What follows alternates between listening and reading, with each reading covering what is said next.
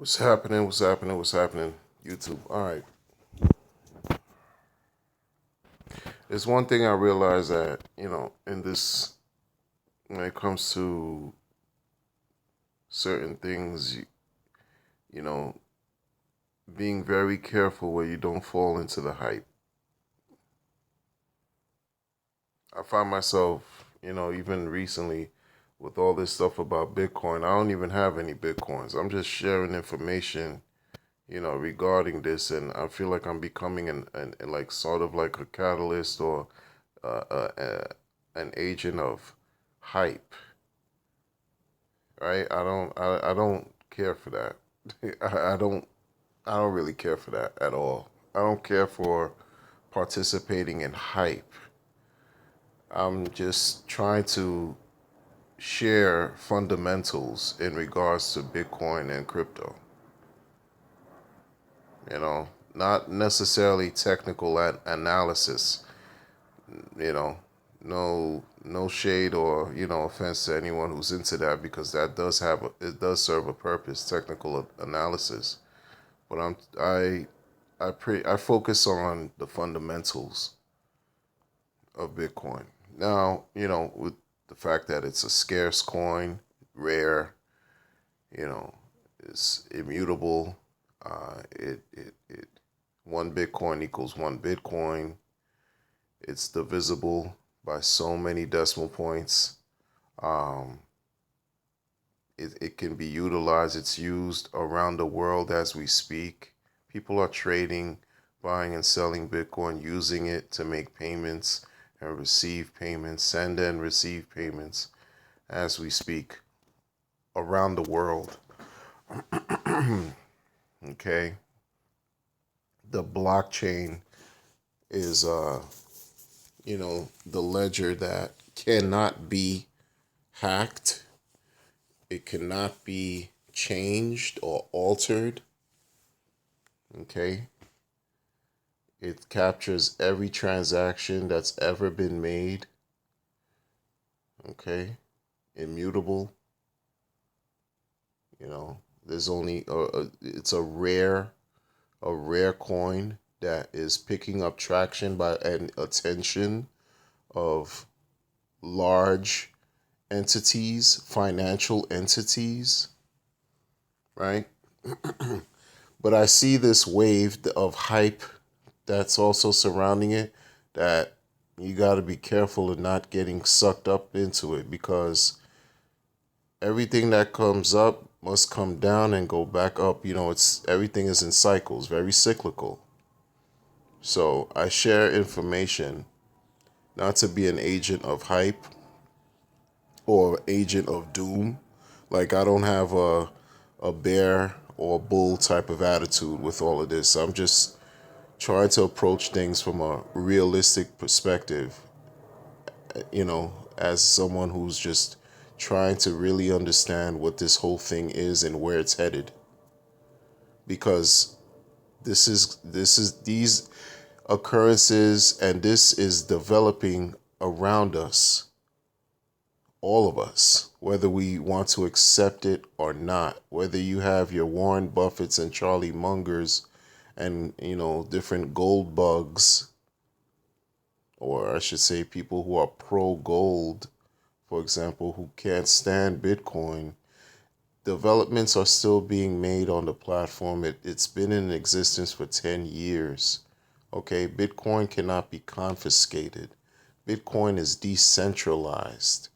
Okay, these things, no entity owns and controls Bitcoin. Once you own your private keys, you essentially become your own private bank. I mean, how powerful is that when you're talking about sovereignty in a pure form, right? But I don't want to engage in hype. That's one thing I'm not going to do by making these videos constantly, speaking about the crypto. I just talk about different facets of it and notice the changes that are taking place around it, because of technology and how rapidly technology is advancing, it's no wonder that, there are news that are um, being revealed many times throughout a day, especially throughout the week. Things move fast in the crypto space. 1 month is equivalent to, for example, 1 year in the cryptocurrency space. So could you imagine? This is how fast things move. So, you know, um, but I find it very remarkable. I find it incredibly remarkable. The transference of wealth from an in a governments, central banks wield and control. You're talking about transferring that wealth to the people. That's intense. That's intense. And for Fidelity to jump on board, for example, as a Wall Street entity, pretty soon its peers will also take notice and want to become uh, participate in the space, and competition will then ensue, right? But that's very telling too, because many people are still ahead of the curve. Many people were involved with this 10 years ago and possibly are still are. A lot of people left too because it's hard to understand, and probably got scammed and lost their monies and just got turned off by crypto. It's easy to lose in crypto if you don't know what you're doing. It's very easy to lose. And it's also easy to lose when you become emotionally charged and you're not approaching things from a balanced, sound mindset.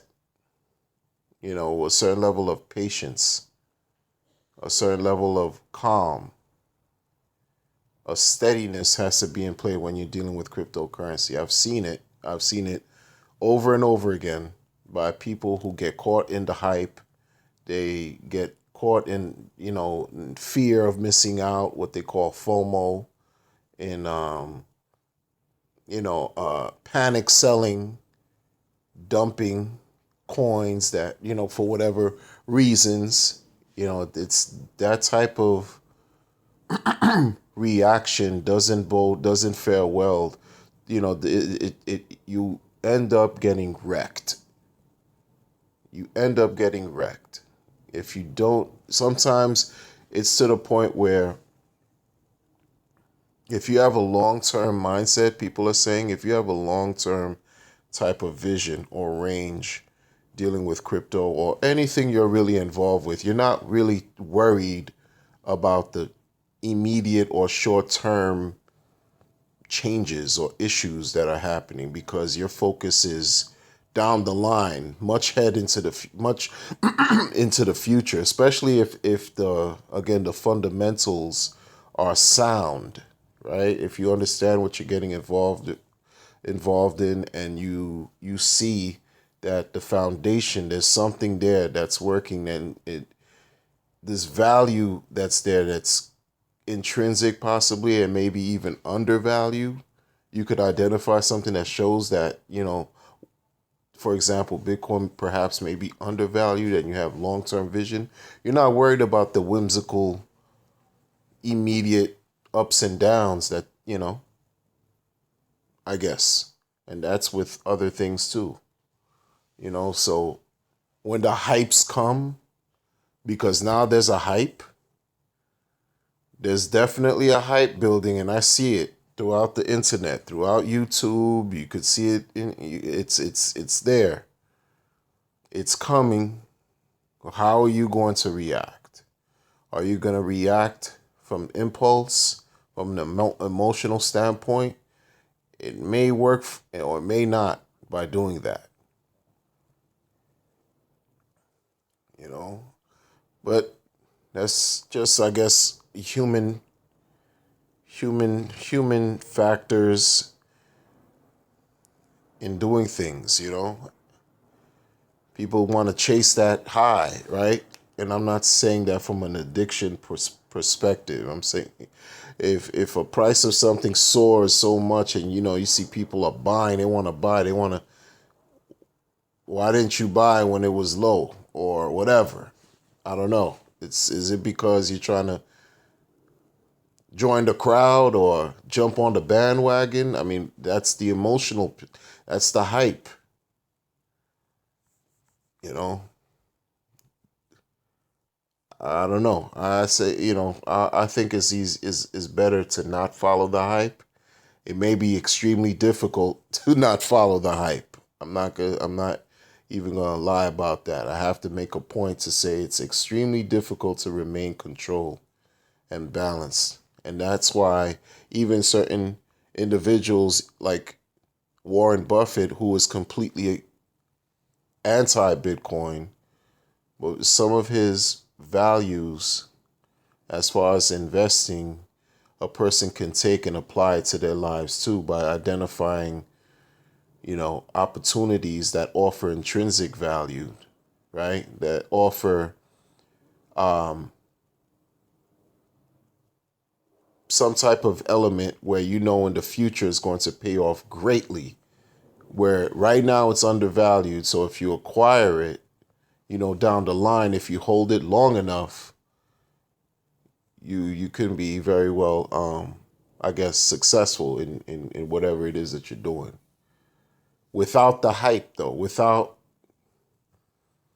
getting involved in the hysteria or whatever, from a balanced perspective. So it's crazy. I don't know. It's just something that I'm thinking about because even these last few videos that I made with Bitcoin, I find that, you know, I could easily jump on a hype train and I don't want to do that. I'm not doing these videos about Bitcoin to jump on a hype train. Again, I don't even own any Bitcoin. I'm looking at this like I should be following, I don't know. You know, it's just I'm looking at this unfold like because I'm a traditional person in this, you know, quote unquote old school or whatever. So perhaps the millennials will, well, they have an advantage to this too because cryptocurrency appeals more to the millennials than the other groups, you know. And I'm certainly not a millennial, so I have to get it together at some point. I definitely have to get it together, but this is intense. I'm looking at this. The math doesn't lie. 21 million. Today we're at 17.69 million. 21 million that will ever be mined, ever exist. Okay. They're going to be individuals, they're going to be government. I mean, right now, as we speak, they showed a list that I had posted, made a video, a list of governments that have acquired thousands of Bitcoin already. Governments. But this is considered rat poison by successful investors like Warren Buffett. I mean, but governments have acquired this by the thousands. So that also lets you know 21 million. Not only is it scarce, but people won't be able to, I mean, only be able to afford a fraction. Do you jump on the train before it leaves or what? I don't know, man. Just I guess try to remain balanced however it goes. I think that's what's important. Not to lose your head in all of this, you know? Because I remember in 2000, January 2018, and actually the entire year of 2018, that market, that bear market was quite brutal. Even though there were money making opportunities. And see, let me say this. I'm gonna say this. Um, Passive income is a good thing as long as you're not getting scammed. So maybe at some point, besides master nodes, because and staking coins, right? Besides having your own master node, or you're staking coins where you're earning crypto regularly, that's one way, a solid way to earn passively, which is great.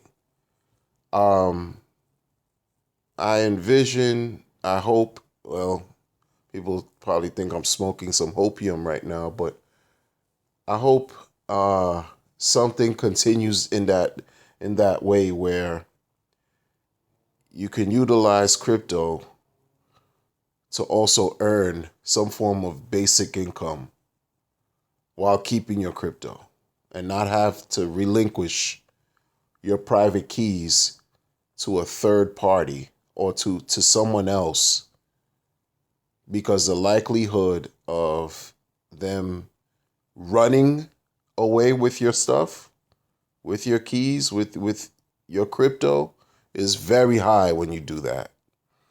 And we don't have to name the 30 million platforms that have come and gone and have done that to the people. So we shall see what this wild, wild west of cryptography brings. Take care.